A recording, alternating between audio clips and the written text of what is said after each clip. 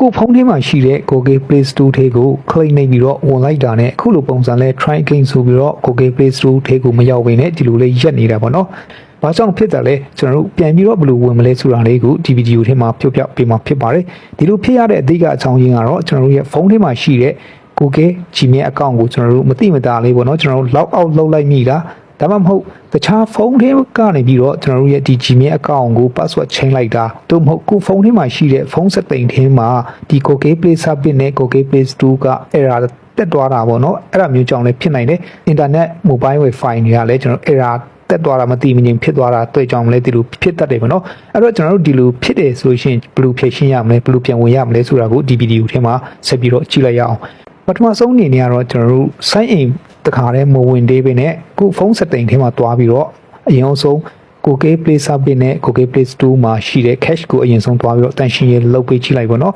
Okay ဖုန်း setting ထဲရောက်ပြီဆိုရင်အောက်ဖက်ကိုနည်းနည်းဆင်းသွားလိုက်မယ်ကျွန်တော် app application ထဲကိုတစ်ချက် click နေပြီးတော့ on လိုက်ပါ test app နေရာမှာ Google Play Store Google Play Service ဆိုပြီးတော့ရိုက်ရှာလိုက်ပါနော် Okay ကျွန်တော် Google Play Service ဒါမှမဟုတ် Google Play Store ဒီနှစ်ခုမှာကျွန်တော်တို့ click နေပြီးတော့ဝင်လိုက်ပါ storage ထဲကိုတစ်ချက် click နေပြီးတော့ဝင်လိုက်ပါနော်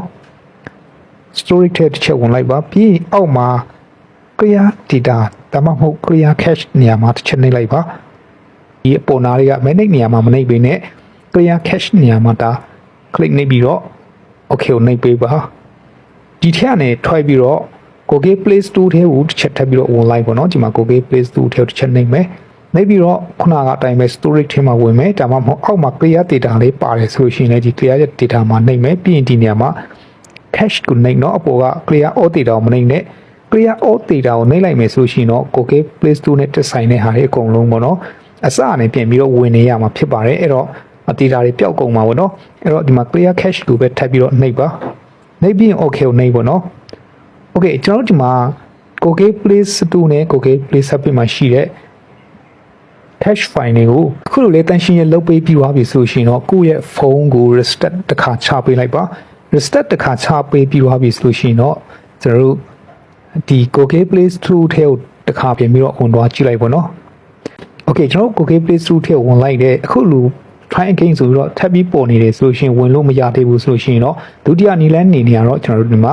sign in လုပ်ပေးရမှာဖြစ်ပါတယ်เนาะ sign in လုပ်ပေးမယ်ဆိုရှင်တော့ကျွန်တော်ဒီပေါ်နာလေးကဒီ profile ပုံလေးထဲကိုတစ်ချက်နှိပ်ပေးလိုက်ပါဒီဖက်မှာအရင်တော့ကျွန်တော် log in sign in ဝင်ထားတဲ့ကျွန်တော်ရဲ့ Gmail email address ကိုခုလိုမြင်ရမှာဖြစ်ပါတယ်เนาะအဲ့တော့အဲ့ဒီ Google email address ဒီနေ့ပဲကျွန်တော်ဒီနေရာမှာ manage your account ကိုနှိပ်ပြီးတော့ sign in ဝင်သွားလို့ရတယ် manage your Google account မှာပဲနှိပ်ပြီးတော့ကျွန်တော်ဝင်လိုက်မယ် sign in နေရာမှာတစ်ချက်နှိပ်လိုက်မယ် next ကိုနှိပ်ပေးလိုက်ပါ passkey မယူထားဖို့ဆိုလို့ရှိရင်တော့ try another way ကိုနှိပ်မယ် Google account password ကို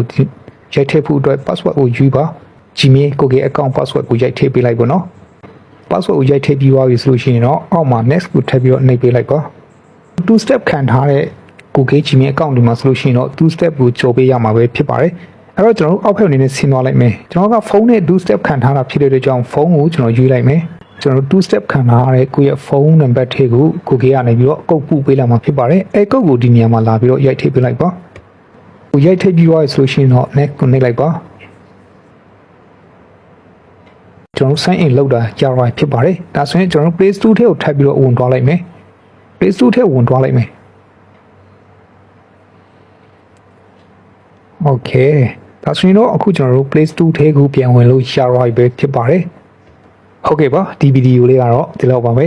မိတ်ဆွေတို့အတွက်အကျိုးရှိတယ်ဆိုရင်ဗီဒီယိုကို like and share လုပ်ပေးတော့နိုင်ပါတယ်နားမလည်တာတွေရှိရင်ဗီဒီယိုအောက်မှာ comment လေးတွေရေးပြီးတော့မေးမြန်းထားနိုင်ပါတယ်နောက်ထပ်ဗီဒီယိုတွေမှာပြန်ပြီးတော့ဆုံကြရအောင်